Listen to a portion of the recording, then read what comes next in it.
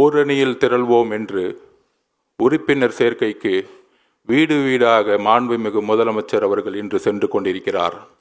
ஆனால் சிவகங்கை மாவட்டத்தில் தந்தை இல்லாமல் ஒரு தாயின் வளர்ப்பில் வளர்ந்து இந்த அரசு விற்கக்கூடிய டாஸ்மார்க்கில் மதுவை அருந்தக்கூடிய இளைஞரா, இல்லை போதைக்கு அடிமையான இளைஞரா?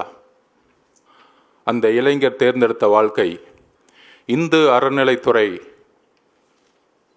நிர்வகிக்கப்படுகின்ற ஒரு கோவிலில் அறத்தின் பால் கடவுளுக்கு சேவை செய்ய தன்னை ஒரு காவலாளியாக, தன்னுடைய அம்மாவிற்கு ஒரு சிறந்த மகனாக வாழ்ந்து கொண்டிருந்த ஒரு இளைஞர் இந்த அரசால் துடிக்க கொல்லப்பட்ட இந்த நேரத்தில் அப்பா என்று ஒரு பிரச்சாரத்தின் மூலம் மக்களிடையே ஒரு போலி பிரச்சாரத்தை உருவாக்கி கொண்டிருக்கின்ற இன்றைய முதல்வர் அவர்கள் அந்த தாயின் கண்ணீருக்கு வீட்டிற்கு செல்லவில்லை. ஒரே தலைவர் தாயின் கண்ணீருக்கு வீட்டிற்கு சென்றார். மாண்புமிகு முதலமைச்சர் அவர்களே, எங்களுடைய தலைவர் உறுப்பினர் சேர்க்கைக்கு வீடு வீடாக செல்லவில்லை. எந்த இளைஞர் கொல்லப்பட்டாரோ அந்த இளைஞருக்கு ஒரு அண்ணனாக, ஒரு அம்மாவிற்கு இன்னொரு மகனாக இன்று சென்று வந்து மக்களிடையே ஒரு நம்பிக்கை ஏற்படுத்திய தருணத்தில் இன்றைக்கு சட்டம் ஒழுங்கின் சீர்குலைவுகள் மூலம் எத்தனை இளைஞர்கள் பாதிக்கப்பட்டிருக்கிறார்கள், இந்த டாஸ்மார்க் மூலம் எத்தனை பெண்கள் வந்து இன்றைக்கு கைப்பெண்களாக மாறிக்கொண்டிருக்கிறார்கள் என்ற அவலமான தருணத்தில் இந்த தீர்மானத்தை உங்கள் முன் தலைவர் முன்பு வாசிக்கிறேன். காவல்துறை விசாரணையின் போது தொடர்ந்து பலர் கொல்லப்படுவதற்கும் அதனை தடுக்க தேவையான நடவடிக்கைகளை மேற்கொள்ளாத உள்துறை அமைச்சருக்கும் கண்டனம். கடந்த 4 ஆண்டுகளில் காவல்துறை விசாரணையின் போது 24 பேர் உயிர் இழந்திருப்பதாக பெரும் அதிருப்தியோடு உயர்நீதிமன்ற மதுரை கிளை தெரிவித்துள்ளது. தற்போதைய மக்கள் விரோத திமுக ஆட்சியில் காவல் நிலையத்தின் பலர் மரணம் அடைவதை பார்க்கும் பொழுது அதிகார திமிர் கொண்ட ஆட்சியாளர்களின் மெத்தன போக்கு இதற்கெல்லாம் காரணம் என்பது தெல்ல தெளிவாகிறது.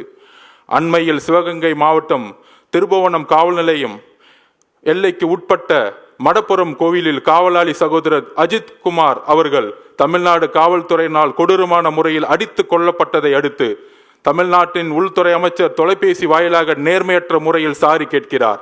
கடந்த 4 ஆண்டுகளாக காவல்துறை விசாரணையில் மரணம் அடைந்த 24 பேருக்கும் இவர் இதை போல சாரி கேட்டாரா? சாரி கேட்டாரா? நீங்கள் சொல்லுங்கள், சாரி கேட்டாரா? இல்லை. இவரது பொறுப்பற்ற நிர்வாக திறனற்ற irresponsible and inability administration தன்மைக்கு அப்பாவி மக்களுக்கும் இளைஞர்களுக்கும் பலியாகி வருகின்றனர். இந்த போக்கை வன்மையாக கண்டிக்கிறோம். இவர் இருக்கக்கூடிய இந்தியா கூட்டணி கட்சிகள் ஒன்றிய அரசையும் மத்திய புலனாய்வு அமைப்பான சிபிஐயும் வன்மையாக கண்டிக்கின்றன. ஆனால் இவரின் கட்டுப்பாட்டில் இருக்கக்கூடிய காவல்துறையின் விசாரணை மீது நம்பிக்கை இல்லாமல் வழக்கை சிபிஐக்கு மாற்றுகிறார். தன் கீழ் இயங்கும் துறை மீது நம்பிக்கை இல்லாமல் ஒன்றிய அரசின் கீழ் இயங்கும் துறைக்கு வழக்கை மாற்றுகிறாரே, இது அவருக்கு பெருத்த அவமானம் இல்லையா? இல்லை தமிழ்நாட்டுக்கு அவமானம் இல்லையா? மீண்டும் ஒரு முறை இந்த வரியை வாசிக்கிறேன். தன் கீழ் இயங்கும் துறை மீது நம்பிக்கை இல்லாமல் ஒன்றிய அரசின் கீழ் இயங்கும் துறைக்கு வழக்கை மாற்றுகிறாரே, இது அவருக்கு பெருத்த அவமானம் இல்லையா? உங்களுக்கு வேணாலும் அவமானம் பழக்கப்பட்டிருக்கலாம். தமிழக மக்களுக்கு இந்த அவமானத்தை உருவாக்க முடியாது. திமுக பேசி வரும் மாநில சுயாட்சி முழக்கம் எங்கே போனது? திமுக பேசி வரும் மாநில சுயாட்சி முழக்கம் எங்கே போனது? மாநில சுயாட்சியும் சட்டம் ஒழுங்கையும் பாதுகாக்க முடியாத தமிழ்நாடு உள்துறை அமைச்சர் தன்னை நம்பி வாக்களித்த மக்களை படுகொலையில் தள்ளி வருகிறார். இதற்கு அவர்களிடையே பகிங்கர மன்னிப்பு கேட்க வேண்டும்.